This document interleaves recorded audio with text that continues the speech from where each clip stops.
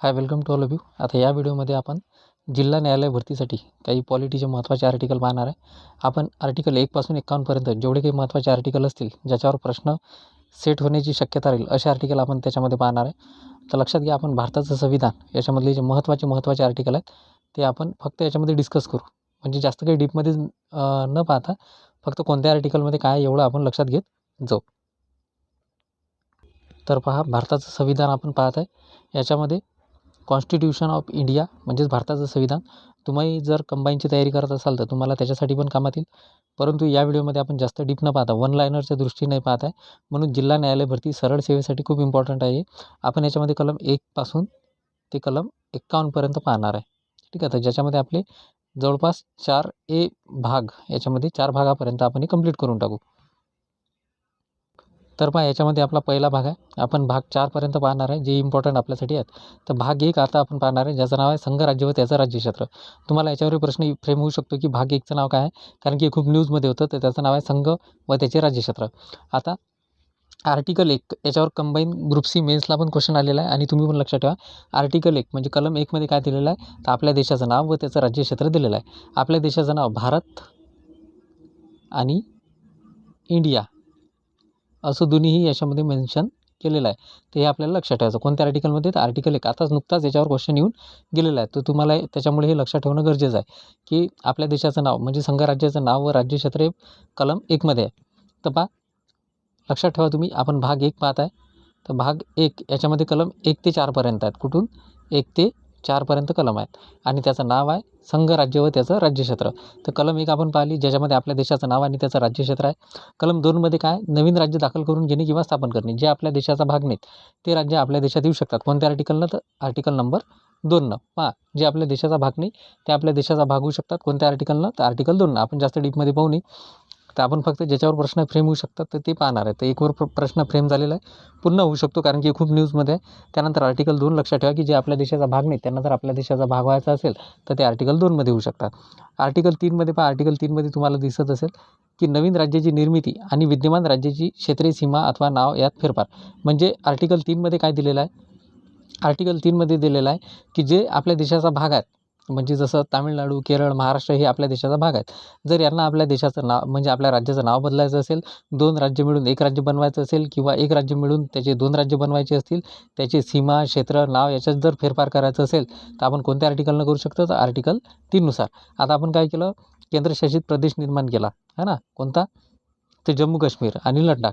ते कोणत्या आर्टिकलनं झालं असेल, मग आर्टिकल 3 नुसार. तर ही चर्चेत होतं, त्याच्यामुळे तुम्ही हे लक्षात ठेवा, जे आपल्या देशाचा भाग आहेत त्याच्यासाठी आर्टिकल 3 आहे, जे आपल्या देशाचा भाग नाही त्याच्यासाठी आर्टिकल 2 आहे. आणि आर्टिकल 4 नेक्स्ट पाहणार आहे. आता आपण आर्टिकल 4. आर्टिकल 4मध्ये काय आहे की जर तुम्ही 2 आणि 3मध्ये जर घटना दुरुस्ती करत असाल तर ते 368 अंतर्गत न मानता ते तुम्ही 4 अंतर्गत माना, असं म्हटलेलं आहे. एवढं काही इम्पॉर्टंट नाही, फक्त लक्षात ठेवा की घटना दुरुस्ती जी पद्धत जी आहे ती 368मध्ये दिलेली आहे. तर 2 आणि आर्टिकल 2 आणि आर्टिकल 3मध्ये जर तुम्ही काही चेंजेस करत असाल तर ते तुम्ही 368 अंतर्गत न मानता ते 4 अंतर्गत माना, असं त्यांचं म्हणणं आहे. आपण एक वेळ हा भाग क्लिअर करून घेऊ, म्हणजे तुमच्या लक्षात येऊन जाईल. तर पहा, भाग 1 पाहिला आपण, त्याचं नाव पाहिलं संघ व त्याचं राज्यक्षेत्र. याच्यामध्ये कलम येतात, कलम 1 ते 4. पहिला कलम आहे आपल्या देशाचं नाव आणि राज्यक्षेत्र आहे, त्याच्यामध्ये इंडिया आणि भारत असं मेन्शन आहे. त्यानंतर आर्टिकल 2मध्ये काय, तर नवीन राज्य दाखल करून घेणे किंवा स्थापन करणे, जे आपल्या देशाचा भाग नाहीत. आर्टिकल 3मध्ये काय, जे आपल्या देशाचा भाग आहेत त्यांचे नवीन राज्याची 2 राज्याचं 1 राज्य बनवणं, एका राज्याचे 2 राज्य बनवणं, त्यांची सीमा, क्षेत्र, नाव यात फेरफार करायचं असेल तर कोणत्या आर्टिकलनं, आर्टिकल 3नं. आणि आर्टिकल 4मध्ये काय दिलेलं आहे, तर आर्टिकल 2 आणि 3मध्ये जर तुम्ही काही घटना दुरुस्ती करत असाल तर ते 368 अंतर्गत न मानता तुम्ही आर्टिकल 4 अंतर्गत माना. हा झाला आपला भाग 1, जो तुमच्या लक्षात आला असेल, लक्षात ठेवा तुम्ही. आता आपण जाऊ भाग 2वर. भाग 2मध्ये नागरिकत्व दिलेलं आहे. याच्यामध्ये पण आपण फक्त शॉर्टकटमध्ये पाहणार आहे, कारण की वन लायनरच्या दृष्टीनंच पाहणार आहे आपण. भाग 2 पाहता, भाग 2मध्ये नागरिकत्व आहे. आता भाग 2मध्ये कलम 5 ते 11पर्यंत आहेत. किती, 5 ते 11पर्यंत, हे आपल्याला लक्षात ठेवायचं आहे. भाग 2 ज्याचं नाव आहे नागरिकत्व, आणि त्याच्यामध्ये कलम 5 ते 11पर्यंत कलम आहेत. तर पहिली 5 नंबरची कलम आपण पाहणार आहे. कलम 5मध्ये आपल्या संविधानाच्या प्रारंभीचं नागरिकत्व दिलेलं आहे. 6मध्ये पाकिस्तानातून जे स्थलांतर करून भारतातून, म्हणजे एवढंच लक्षात ठेवा, कलम 6मध्ये पाकिस्तानातून भारतात आलेल्या लोकांचं नागरिकत्वाचे हक्क आहे. त्यानंतर कलम 7मध्ये आपल्या देशातून काही पाकिस्तानमध्ये स्थलांतर करून गेले त्यांचे हक्क आहेत. कलम 8मध्ये मूळचे भारतीय असलेले पण भारताबाहेर राहणारे, म्हणजे त्यांना आपण म्हणू येणार आहे. ठीक आहे, तर हे येणार आहे 8मध्ये आहेत, कलम 8मध्ये. त्यानंतर कलम 9मध्ये जर तुम्ही परकीय देशाचं नागरिकत्व स्वइच्छेनं संपादन केलं तर तुमचं नागरिकत्व संपुष्टात येईल भारतातलं. ते कोणत्या आर्टिकलमध्ये दिलेलं आहे? आर्टिकल 9मध्ये. हे आपल्याला लक्षात ठेवायचं आहे. त्यानंतर कलम 10मध्ये नागरिकत्वाचे हक्क चालूच राहतील आणि कलम 11मध्ये संसदेने नागरिकत्वाच्या हक्काच्या कायद्याचे विनिमयन करणे. तर हे झालं आपला भाग 2, ज्याच्यामध्ये एक फास्ट रिव्हिजन आपण घेतली. फक्त तुम्हाला लक्षात ठेवायचं मेन आर्टिकल 5मध्ये आपल्या देशाचं नागरिकत्व आहे, 6मध्ये पाकिस्तानातून जे भारतात आले त्यांचे हक्क आहेत, 7मध्ये जे भारतातून पाकिस्तानात गेले त्यांचे हक्क आहेत, 8मध्ये NRIचं दिलेलं आहे, 9मध्ये परकीय देशाचं नागरिकत्व जर तुम्ही घेत असाल स्वइच्छेनं तर तुमचं भारतातलं नागरिकत्व संपुष्टात येते. त्यानंतर 10मध्ये नागरिकत्वाचे हक्क चालू राहणे आणि 11मध्ये संसदेने नागरिकत्वाच्या हक्काचे कायद्याद्वारे विनिमय करणे. म्हणजे नागरिकत्वाबद्दल जो कायदा करण्याचा अधिकार आहे तो कोणाला आहे? संसदेला. आणि कोणत्या आर्टिकलनुसार? 11नुसार आहे. हे पण मागच्या 1-2 वर्षात खूप न्यूजमध्ये होतं, तर तुम्ही लक्षात ठेवा. आपण आता भाग 1 आणि भाग 2 पाहिला. आता पाहू आपण भाग 3, जो सगळ्यात इम्पॉर्टंट भाग आहे. तर आपल्याला आता भाग पाहायचा आहे भाग 3. भाग 3चं नाव आहे मूलभूत हक्क. भाग 3 पाहत आहे आता आपण, त्याचं नाव आहे मूलभूत हक्क. तर याच्यामध्ये जे मेन हक्क आहेत आपण तेच पाहू, जास्त डीपली काही जाऊ नये. तुम्हाला सिंगल लाईनर क्वेश्चन येतात, त्याच्यानुसारच पाहता येते. तर भाग 3 ज्याचं नाव आहे मूलभूत हक्क. तर पहा, 12मध्ये व्याख्या आहे, फक्त एवढं लक्षात ठेवा, हे काही याच्यावर प्रश्न येणार नाही. 13मध्ये मूलभूत हक्कांशी जे विसंगत असलेले कायदे आहेत ते स्वतःहून समाप्त होतील. म्हणजे ब्रिटिशांच्या काळात जे कायदे झालेले आहेत ते कायदे जर आता तुमचा मूलभूत हक्क हिरावून घेत असतील तर ते आपोआप संपुष्टात येतील, असं आर्टिकल 13मध्ये म्हटलेलं आहे. ते इम्पॉर्टंट तुम्हाला एवढं नाही आहे. पुढे जो आपण समानतेचा हक्क दिलेला आहे कलम 14 ते 18पर्यंत. आता पहिला प्रश्न तुम्हाला हा फ्रेम येऊ शकतो, समानतेचा हक्क कुठून कुठपर्यंत आहे? तर तुम्हाला लक्षात ठेवायचं कलम 14 ते कलम 18पर्यंत, हे तुम्हाला लक्षात ठेवायचं आहे. आता पाहू आपण कलम 14मध्ये कायद्यापुढे समानता दिलेली आहे. कलम 15मध्ये धर्म, वंश, जात, लिंग किंवा जन्मस्थान या कारणावरून भेदभाव करण्यास मनाई आहे. हे कोणत्या कलमात आहे? कलम 15मध्ये. कलम 16मध्ये सार्वजनिक सेवा योजनेच्या बाबीमध्ये समान संधी, म्हणजे सार्वजनिक नोकऱ्यांमध्ये सर्वांना समान संधी राहील. कलम 17मध्ये अस्पृश्यता नष्ट करणे आहे आणि कलम 18मध्ये किताब नष्ट करणे आहे.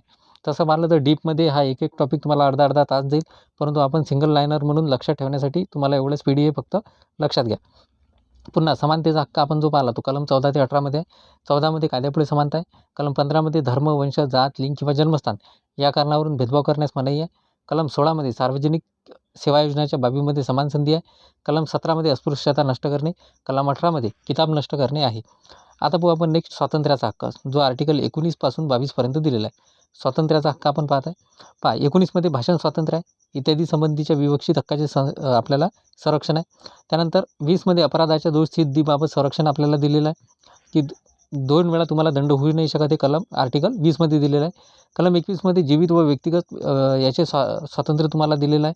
जीवित आणि व्यक्तिगत याच्यामध्ये 6 प्रकारचं स्वातंत्र्य तुम्हाला येते.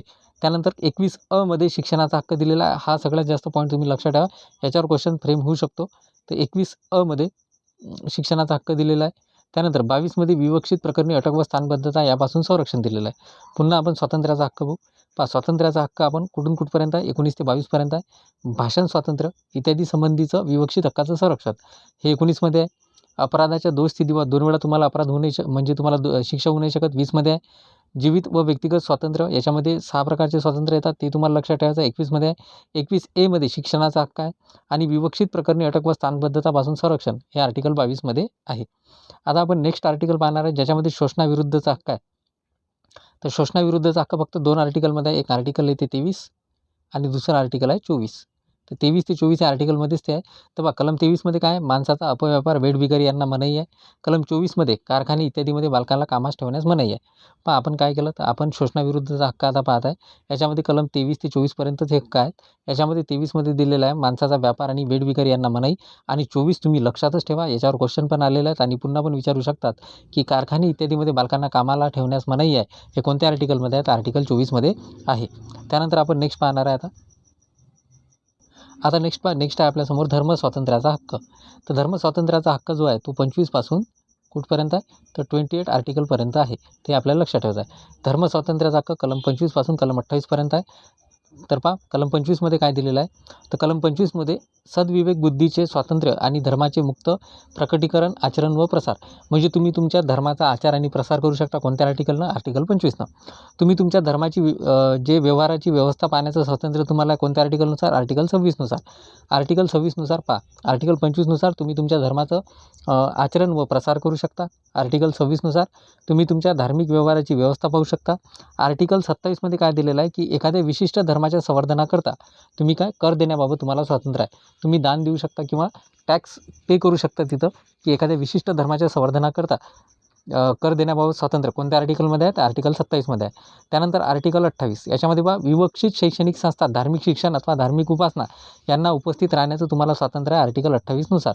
तेही तुम्हाला याच्यामध्ये लक्षात ठेवायचं आहे, की आर्टिकल 28मध्ये काय दिलेलं आहे, की विवक्षित शैक्षणिक संस्था, धार्मिक शिक्षण अथवा धार्मिक उपासना यांना तुम्ही उपस्थित राहू शकता. कोणत्या आर्टिकलनं? तर आर्टिकल 28नुसार.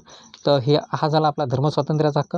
पुढे पाहू आपण सांस्कृतिक व शैक्षणिक हक्क, ज्याच्यामध्ये दोनच हक्क आहेत. सांस्कृतिक व शैक्षणिक हक्कामध्ये पहा 29 आणि 30, 31 हे निरसित झालेलं आहे. आता 29मध्ये काय दिलेलं आहे, अल्पसंख्याक वर्गाच्या हितसंबंधाचे संरक्षण हे आर्टिकल 29मध्ये दिलेलं आहे. आणि आर्टिकल 30मध्ये शैक्षणिक संस्था स्थापण्याचा व त्यांचे प्रशासन करण्याचा अल्पसंख्याक वर्गाचा हक्क. हा खूपदा विचारलेला प्रश्न आहे, तर तुम्हाला लक्षातच ठेवायचा आहे. आर्टिकल 30मध्ये दिलेला आहे शैक्षणिक संस्था स्थापन करण्याचा व त्यांचे प्रशासन करण्याचा अल्पसंख्याक वर्गाचा हक्क आहे आर्टिकल 30मध्ये. आता जे मोस्ट इम्पॉर्टंट आर्टिकल आहे तो म्हणजे आर्टिकल 32, आपल्याला लक्षातच ठेवायचा आहे. आता आलो आपण आर्टिकल 32मध्ये, ज्याला म्हणतो आपण संविधानिक उपाययोजनाचा हक्क. तर आर्टिकल 32ला डॉक्टर बाबासाहेब आंबेडकरांनी काय म्हटलं होतं, की भारतीय राज्यघटनेचा आत्मा असं कोणत्या कलमाला म्हटलेलं आहे, असं जर तुम्हाला प्रश्न आला तर तुम्हाला उत्तर द्यायचं आहे आर्टिकल 32. कारण की त्यांनी म्हटलं होतं, की मी पूर्ण संविधान तर तयार करून ठेवलं, पण तुम्ही जर याच्यामध्ये आर्टिकल 32 काढून टाकलं तर संविधान वाचण्यायोग्य राहणार नाही. म्हणून आर्टिकल 32ला त्यांनी आपल्या संविधानाचा आत्मा असं म्हटलेलं आहे, हे तुम्हाला लक्षात ठेवायचं आहे. आणि हा जो भाग 3 आपण पाहता, ज्याच्यामध्ये मूलभूत अधिकार आहेत, या भाग 3ला सर्वात टीकात्मक भाग असं त्यांनी म्हटलेलं आहे. तर हे दोन्ही गोष्टी तुम्हाला लक्षात ठेवायचं आहे. दोन्हीवर प्रश्न फ्रेम होण्याचे जास्त चान्सेस आहेत. आर्टिकल 32ला त्यांनी आत्मा असं म्हटलेलं आहे आणि भाग 3ला सर्वात टीकात्मक भाग असं म्हटलेलं आहे. आता पहा कलम 32मध्ये काय दिलेलं आहे, या भागाद्वारे प्रदान केलेली हक्काची अंमलबजावणी करण्याच्या उपाययोजना दिलेल्या आहेत. म्हणजे आर्टिकल 32नुसार तुमच्या हक्काचं जर उल्लंघन झालं तर सर्वोच्च न्यायालय तुम्हाला ते हक्क वापस मिळवून देण्याचा अधिकार सर्वोच्च न्यायालयाला आर्टिकल 32नुसार आणि आर्टिकल 226नुसार कोणाला आहे? उच्च न्यायालयाला आहे. हे तुम्हाला लक्षात ठेवायचे आहे. दोन आर्टिकल 32 आणि आर्टिकल 226. आर्टिकल 32 आहे सर्वोच्च न्यायालयासाठी आणि आर्टिकल 226 आहे हायकोर्टासाठी, म्हणजे उच्च न्यायालयासाठी. पुढे पाहू आपण काही महत्त्वाचे इम्पॉर्टंट आर्टिकल 32 ते तर आता रद्द झाला. आर्टिकल 33 पहा, या भागाद्वारे प्रदान केलेले हक्क हे सेना इत्यादींना लागू करताना त्यामध्ये फेरफार करण्याचा किंवा फेरबदल करण्याचा अधिकार, ठीक आहे, कोणाला राहील? तर संसदेला राहील. त्यानंतर एखाद्या क्षेत्रात लष्करी कायदा अंमलात असताना या भागाद्वारे प्रदान केलेल्या हक्कावर निर्बंध येतील. तर हे दोनच आर्टिकल आपल्याला इम्पॉर्टंट होते. तर आता आपण भाग 3 मधले मूलभूत अधिकारामध्ये जेवढे काही इम्पॉर्टंट आर्टिकल होते ते आपण पाहिलेले आहेत. आपण आता भाग 4वर जाऊ. भाग 4वर पहा, सिंगल लाईनर क्वेश्चन येतात म्हणून आपण स्पीडी रिवाईज करत आहे फक्त तुम्ही लक्षात घ्या कोणत्या आर्टिकलमध्ये काय. भाग 4मध्ये आपण पाहणार आहे, ज्याचं नाव तुम्हाला लक्षात ठेवायचं आहे, राज्य धोरणाची मार्गदर्शक तत्वे. आपण त्याला मार्गदर्शक तत्वे असं म्हणतो. कितीमध्ये आहेत? भाग 4मध्ये आहेत. 36मध्ये व्याख्या आहे, आपल्या काही कामाचं नाही. 37मध्ये या भागात अंतर्भूत असलेली तत्वे लागू करणे, हे काही एवढं इम्पॉर्टंट नाही. पुढे जाऊ आपण 38 आर्टिकलमध्ये काय, राज्याने लोककल्याणाच्या संवर्धनासाठी समाज व्यवस्था प्रस्थापित करणे, हे 38मध्ये आहे. 39मध्ये आहे, राज्याने अनुसरायच्या धोरणाची विवक्षित तत्वे, हे दिलेलं आहे. 39 मध्ये समान न्याय व कायदेविषयक मोफत सहाय्य दिलेलं आहे, हे तुम्हाला लक्षात ठेवायचं आहे. जिथं जिथं घटना दुरुस्ती झाली तिथं तुम्हाला लक्षात ठेवायचं आहे, की 39 मध्ये समान न्याय व कायदेविषयक मोफत सहाय्य दिलेलं आहे. आणि सगळ्यात मेन आर्टिकल तुम्हाला आता लक्षात ठेवायचं आहे, जे तुम्हाला 100% विचारण्याचे चान्सेस आहेत, ग्रामपंचायतीचं संघटन हे कोणत्या आर्टिकलमध्ये आहे असं जर तुम्हाला विचारलं तर आर्टिकल 40. सगळ्यात जास्त प्रश्न याच्यावरच विचारलेले आहेत मार्गदर्शक तत्वामध्ये. आणि तुम्हाला लक्षात ठेवायचं आहे, ग्रामपंचायतीचे संघटन हे कोणत्या आर्टिकलमध्ये आहे, ते आर्टिकल 40मध्ये आहे. आणि कशामध्ये येते तर DPSP म्हणजेच मार्गदर्शक तत्वामध्ये हे येते. 41मध्ये पहा, कामाचा, शिक्षणाचा आणि विवक्षित बाबीत लोकसहाय्याचा हक्क आहे. 42मध्ये कामाबाबत न्याय व मानवीय परिस्थिती आणि प्रसूतीविषयक सहाय्य यांची तरतूद आहे. 43मध्ये कामगारांना निर्वाह वेतन इत्यादी आहे. 43A मध्ये उद्योगधंद्याच्या व्यवस्थापनात कामगारांचा सहभाग आहे. 43 ख मध्ये सहकारी संस्थांचे प्रवर्तन आहे. याच्यावरही प्रश्न आलेला आहे. आणि सगळ्यात मेन जसं आपण आर्टिकल 40 लक्षात ठेवलं, ज्याच्यामध्ये ग्रामपंचायतीचं संघटन होतं, तसंच तुम्ही आर्टिकल 44 आता लक्षात ठेवा. कारण की हे पण खूप सध्या न्यूजमध्ये आहे, चर्चेत आहे. तर आर्टिकल 44मध्ये नागरिकाकरता एकरूप नागरी संहिता दिलेली आहे. तर हे आपल्याला लक्षात ठेवायचं आहे. पण समान नागरी संहिता हे कोणत्या आर्टिकलमध्ये? आर्टिकल 44मध्ये. आणि ग्रामपंचायतीची संघटन हे आर्टिकल 40मध्ये. हे 2 आर्टिकल तुम्हाला विचारण्याचे जास्त चान्सेस आहेत DPSPमध्ये, तर तुम्ही हे लक्षात ठेवा. पुढे जाऊ आपण. आर्टिकल 45, 6 वर्षापेक्षा कमी वयाच्या बालकाची प्रारंभिक बाल्यावस्थेतील देखभाल आणि शिक्षण याकरिता उपाययोजना कोण करीन? तर राज्य सरकार करीन. हे आर्टिकल 45मध्ये दिलेलं आहे. आर्टिकल 46मध्ये काय दिलेलं आहे पहा? अनुसूचित जाती, अनुसूचित जनजाती आणि इतर दुर्बल घटक यांचे शैक्षणिक व आर्थिक हक्क. त्यानंतर आर्टिकल 47मध्ये दिलेलं आहे, पोषणमान, राहणीमान उंचावणे आणि सार्वजनिक आरोग्य सुधारणे हे राज्याचं कर्तव्य असेल. 48मध्ये कृषी व पशुसंवर्धन याची सुसूत्र व्यवस्था लावणे. आणि 48 जे आपल्याला खूप म्हणजे 48 हे खूप मेन आहे आपल्यासाठी, पर्यावरणाचे संरक्षण संवर्धन करणे आणि वने व वन्यजीव सृष्टी यांचे रक्षण करणे. तर पर्यावरणाचे संरक्षण आणि संवर्धन हे कोणत्या आर्टिकलमध्ये आहे? तर 48A मध्ये आहे. हे तुम्हाला लक्षात ठेवायचं आहे. आता आपण नेक्स्ट पाहणार आहे. पहा याच्यामध्ये नेक्स्ट आर्टिकल 49 आहे. 49मध्ये तुम्हाला लक्षात ठेवायचं आहे, राष्ट्रीय महत्त्वाची स्मारके व स्थाने आणि वस्तू यांचे संरक्षण करायचं आहे तुम्हाला. तर कोणत्या आर्टिकलनुसार? आर्टिकल 49नुसार. त्यानंतर आर्टिकल 50नुसार कार्यकारी यंत्रणेपासून न्याय यंत्रणा अलग ठेवणे. हा प्रश्न तुम्हाला विचारू शकतात, तर तुम्ही लक्षात ठेवा. आर्टिकल 50मध्ये असं दिलेलं आहे की कार्यकारी यंत्रणा न्याय यंत्रणेपासून अलग ठेवणे. आणि 51 पण तेवढंच इम्पॉर्टंट आहे. आर्टिकल 51, आंतरराष्ट्रीय शांतता व सुरक्षा यांचे संवर्धन करणे. ते महत्त्वाचे आर्टिकल आहे, जे मी तुम्हाला सांगत आहे, जे तुम्हाला लिहून दाखवत आहे की हे तुम्ही लक्षात ठेवा, तर ते तुम्ही लक्षातच ठेवा. आर्टिकल 51मध्ये दिलेलं आहे आंतरराष्ट्रीय शांतता व सुरक्षा यांचे संवर्धन. त्यानंतर आर्टिकल 50मध्ये दिलेलं आहे कार्यकारी यंत्रणेपासून न्याय यंत्रणा अलग ठेवणे. तर या 2 आर्टिकल खूप इम्पॉर्टंट आहेत. त्यानंतर नेक्स्ट भाग 4क म्हणजे 4A, जो आपला आजचा शेवटचा भाग आहे. जर तुम्हाला व्हिडिओ आवडत असेल तर तुम्ही लाईक, सबस्क्राईब आणि शेअर जरूर करा. आपण कंटिन्यू व्हिडिओ पुढचा आर्टिकलचे महत्त्वाचे आर्टिकल असे घेत राहू. तर भाग 4A मध्ये मूलभूत कर्तव्ये दिलेले आहेत. तर हे तुम्हाला लक्षात ठेवायचं आहे पहिले. भाग 4A, ठीक आहे. 4A मध्ये काय दिलेलं आहे? तर मूलभूत कर्तव्ये दिलेले आहेत. आणि मूलभूत कर्तव्ये किती प्रकारचे आहेत? तर फक्त 11 कर्तव्ये आहेत. हे तुम्हाला लक्षात ठेवायचं. किती? 11 कर्तव्ये याच्यामध्ये ॲड आहेत. तर हे तुम्ही लक्षात ठेवा की मूलभूत कर्तव्ये भाग 4A मध्ये आणि कोणत्या आर्टिकलमध्ये? तर 11. एकूण किती आहेत? 11 आहेत. तर हे आपल्याला लक्षात ठेवायचं आहे. 51A मध्ये ते येतात. कोणत्या आर्टिकलमध्ये? 51A मध्ये. तर अशा प्रकारे आपण काय केलं? तर आपण भाग 1 पासून भाग 4A पर्यंत पाहिलं, ज्याच्यामध्ये संघ आणि त्याचा राज्यक्षेत्रापासून आपण सुरुवात केलं. तर मूलभूत कर्तव्य भाग 4A आणि कलम 51A पर्यंत आपण ते संपवून टाकले. तर याच्यामध्ये एकूण 11 कर्तव्य आहेत, हे तुम्हाला लक्षात ठेवायचं आहे. ठीक आहे. तर अशा प्रकारे हे सगळे वन लाईनर क्वेश्चनसाठी आपण ते फ्रेम केलं. कमीत कमी वेळेत तुमचं रिव्हिजन व्हावं याच्यासाठी होतं हे. बाकी डीपमध्ये याच्यानंतर आपण याच्यावर पूर्ण जे आर्टिकल आहेत ते आर्टिकल एक एक एक्सप्लेन करू, प्रॉपर करू, शांततेत करू. धन्यवाद.